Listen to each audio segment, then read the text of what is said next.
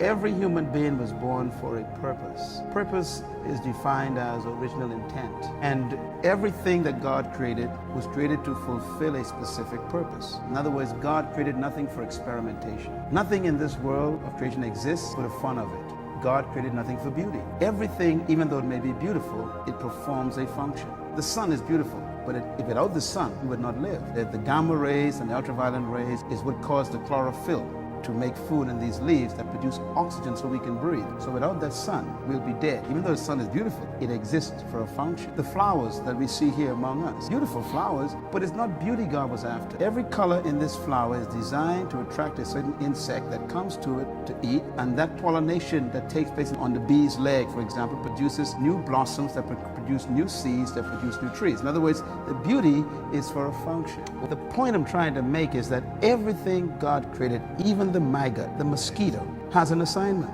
Roaches that are in this earth, we don't understand. God designed nothing without a purpose. Everything fulfills its purpose, and that's what brings pleasure to God. Now, here's the unique question. If there's a purpose for the roach, the rat, the mosquito, or the bee, which is here today and gone tomorrow, how much more is there a purpose for your life? Because you are the apex of His creation. You are not a mistake. You are not an experiment. God gave you birth because there's something He wanted done that required your existence. There's something that God wanted to do on earth that made your presence necessary. You came here because there's something that God had in His mind that He wants to see manifested on planet Earth that made Him give you conception. You are not a biological accident. You are not a mistake. Matter of fact, your birth was timed by God.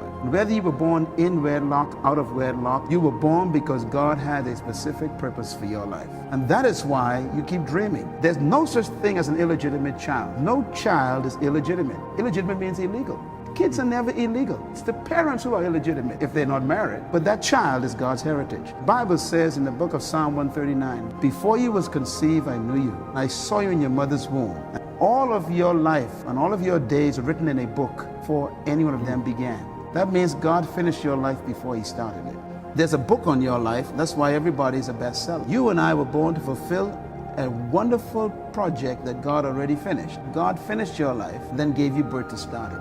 That's why you can see your end. This is where vision comes from. Vision is a glimpse of your end. Everything that exists today is already finished. That's why God told Isaiah in the book of Isaiah 46, verse 9 and 10. He says, I am God, there's none like me. In the next verse he says, I am the only God who can make known the end and the beginning, and set from ancient times what is yet to come. I say, my purpose will stand. God says, I am God and there's none like me because I am the only God that begins